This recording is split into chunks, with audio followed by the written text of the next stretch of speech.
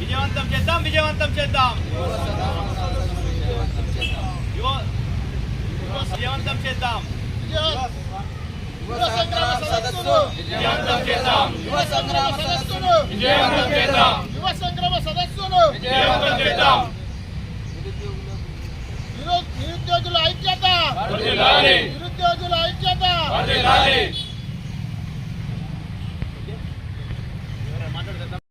విజయవంతం చేద్దాం, విజయవంతం చేద్దాం.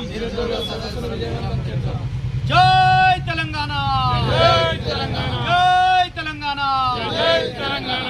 జోహార్ తెలంగాణ అమరవీరులకు, జోహార్ జోహార్, జోహార్ తెలంగాణ అమరవీరులకు, జోహార్ జోహార్. జై తెలంగాణ, జై తెలంగాణ.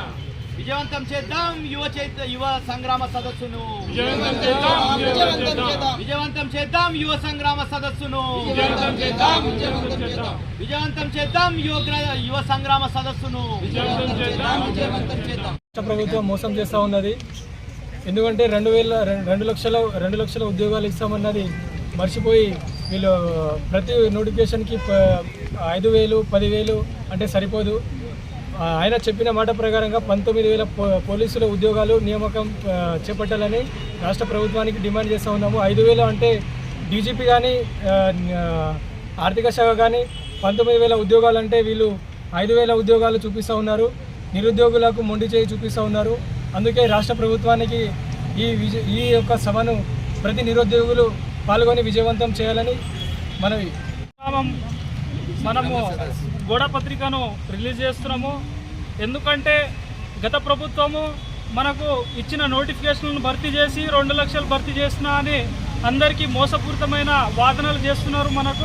మన సీఎం ఒక ఏడాదిలోనే 2 లక్షల ఉద్యోగాలు భర్తీ చేస్తా అని చెప్పి హామీని మర్చిపోయి గోడపైన క్యాలెండర్లు మారుతున్నాయి, కానీ క్యాలెండర్ ఇంప్లిమెంట్ ఇప్పుడు వరకు జరగలేదు. 2 లక్షల ఉద్యోగాలు కాదు కదా, కనీసం 15,000 ఉద్యోగాలు ఇవ్వడానికి భర్తీ చేయలేకపోయింది. మనకు పోలీస్ కానిస్టేబుల్ ఉద్యోగాలు 19,000 ఖాళీలు ఉన్నాయని చెప్తున్నది ఆర్థిక సంఘం. కానీ ఈయన ఏం చెప్తుండు, 5,000 మాత్రమే భర్తీ చేస్తా అంటుండు. ఇది ఎంతవరకు న్యాయము?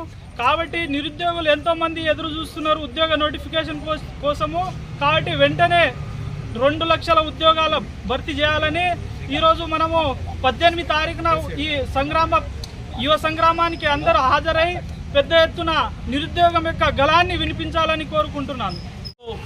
తెలంగాణ అమరవీరుల స్మారకం దగ్గర, వికారాబాద్ కేంద్రంగా ఉన్నటువంటి ఈ స్మారకం దగ్గర నిరుద్యోగులతో కలిసి యువ సంగ్రామ సదస్సుకు సంబంధించినటువంటి గోడపత్రికను ఆవిష్కరించడం జరిగింది. ఈరోజు ముఖ్యంగా తెలంగాణ రాష్ట్రం ఏర్పాటుకు యువకులు, విద్యార్థులు అందరూ కూడా పోరాటాలు చేసి తెలంగాణ రాష్ట్రం సాధించుకున్నాం. గత ప్రభుత్వం 2,32,000 సంబంధించినటువంటి ఉద్యోగాలకు నోటిఫికేషన్లు ఇచ్చింది. 1,60,000 పైచిలకు ఉద్యోగాలు ఇచ్చింది. మిగతా వివిధ నోటిఫికేషన్లు ఇచ్చి ఎగ్జామ్స్ కండక్ట్ చేసి వివిధ దశల్లో దాదాపు 40,000 నుండి 50,000 ఉద్యోగాలు ఆ రోజు ఇచ్చింది. ఈ ప్రభుత్వం రేవంత్ రెడ్డి గారు ఎన్నికల్లో ముందు మే 8, 2023న ప్రియాంక గాంధీని తీసుకొని వచ్చి సరూర్ నగర్ స్టేడియంలో తెలంగాణలో కేసీఆర్ గారు ఉద్యోగం తీస్తే నేను నిరుద్యోగులకు 2 లక్షల ఉద్యోగాలు 1 సంవత్సరంలో ఇస్తానని చెప్పేసి రేవంత్ రెడ్డి గారు మాట ఇచ్చారు. వాళ్ళ మేనిఫెస్టోలో పెట్టిరు. కానీ ఈరోజు దాదాపు 31 నెలలు కావస్తున్నా కానీ ఇంకా ఒక 4-5 నెలలు అయితే 3 సంవత్సరాల కాల పరిమితి అయిపోతుంది. కానీ వీళ్ళు ఇప్పటి వరకు ఇచ్చినటువంటి నోటిఫికేషన్లు కేవలం ఉద్యోగాలు ఇచ్చింది 11,000 చిల్లర మాత్రమే. ఈరోజు ఇంతకుముందు మిత్రులు చెప్పినట్టు కానిస్టేబుల్కి సంబంధించి డీజీపీ గారేమో 19,000 చిల్లర ఖాళీలు ఉన్నాయని చెప్పి డీజీపీ గారు చెప్తారు. ఆర్థిక శాఖ క్లియరెన్స్ కూడా 19,000 ఉద్యోగాలకు ఇచ్చింది. కానీ నోటిఫికేషన్ మాత్రం 5,000 మాత్రమే ఇచ్చిండు. అంతకుముందు డిఎస్సి కూడా మెగా డిఎస్సి వేస్తాం, మేము 25,000 ఉద్యోగాలను భర్తీ చేస్తామని చెప్పిన రేవంత్ రెడ్డి ప్రభుత్వం కేవలం కేసీఆర్ గారు గతంలో ఇచ్చినటువంటి 5,000 ఉద్యోగాలకు ఇంకొక 5,000 ఉద్యోగాలు మాత్రమే జోడించి ఇవ్వడం జరిగింది.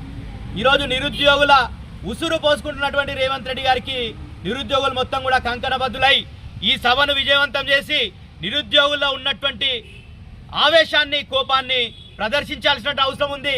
ఈ ప్రభుత్వం మొత్తం కూడా నిరుద్యోగులకు వ్యతిరేకంగా ఉంది. ఈ ప్రభుత్వం చాలా హామీలు ఇచ్చింది నిరుద్యోగులకు. అదేవిధంగా మేము నిరుద్యోగులకు ఏదైతే జాబ్లు ఇచ్చేటంత వరకు ప్రతి ఒక్క నిరుద్యోగికి 4,000 రూపాయలు ఇస్తామన్నారు. ఇప్పటి వరకు కూడా దాని ఊసు లేదు. ఈరోజు నిరుద్యోగులకు ఉద్యోగాలు ఇస్తలేరు, నిరుద్యోగ భృతి ఇస్తలేరు.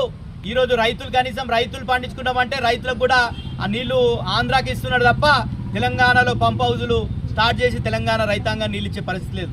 కాబట్టే ఈరోజు నిరుద్యోగుల పక్షాన రేవంత్ రెడ్డి గారికి డిమాండ్ చేస్తున్నాం. ఈ జిల్లా నుండే ప్రాతినిధ్యం వహిస్తున్న రేవంత్ రెడ్డి గారు గతంలో ఈ జిల్లా నుండి కేసీఆర్ గారు హయాంలో ఉద్యోగ నోటిఫికేషన్లు ఇస్తే 47 మంది ఎస్ఐలుగా సెలెక్ట్ అయ్యారు. రేవంత్ రెడ్డి నువ్వు ఈరోజు ఒక్క ఎస్ఐ నన్ను ఇచ్చినావా, ఒక్క ఎస్ఐ రిక్రూట్మెంట్ అన్న చేసినావని అడుగుతున్నాం. 100 మంది కానిస్టేబుల్ అయ్యారు గతంలో, ఊరు నుండి కానిస్టేబుల్ అయినటువంటి పరిస్థితి గతంలో చూసినాం. రేవంత్ రెడ్డి గారు ఈరోజు నువ్వు చాలా మాటలు చెప్పి నిరుద్యోగులను మోసం చేసి ఈరోజు గద్దెనెక్కినావు. తప్పకుండా నిరుద్యోగులకు వెంటనే నువ్వు ఇస్తానన్నటువంటి 2 లక్షల ఉద్యోగాలతో పాటు ఇప్పుడు మళ్ళా ఖాళీలు ఏర్పడుతున్నాయి. ప్రతి నెల చాలా మంది ప్రభుత్వ ఉద్యోగులు రిటైర్ అవుతున్నారు కాబట్టి ఆ ఖాళీలను మొత్తం కూడా తీర్చి మొత్తం పూర్తిగా నోటిఫికేషన్ అన్ని కూడా తొందరలోనే వేయాలి.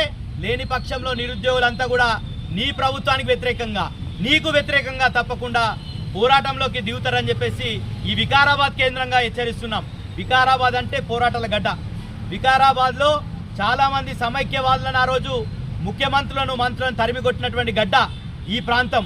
ఈరోజు అమరవీరుల సాక్షిగా చెప్తున్నాం రేవంత్ రెడ్డి గారు, తప్పకుండా నువ్వు నిరుద్యోగులకు ఉద్యోగ అవకాశాలు ఇవ్వకపోతే తప్పకుండా నీ కొడంగల్ నుండే ఇక్కడ మొత్తం వికారాబాద్ జిల్లాకు సంబంధించిన నిరుద్యోగులంతా కూడా కొడంగల్కే వస్తాం, నీ క్యాంప్ ఆఫీస్కి వస్తాం, నీ క్యాంప్ ఆఫీస్ ముట్టడిస్తాం, నిన్ను కొడంగల్లో అడుగుపెట్టనీయమని చెప్పేసి రేవంత్ రెడ్డి గారికి హెచ్చరిస్తున్నాం.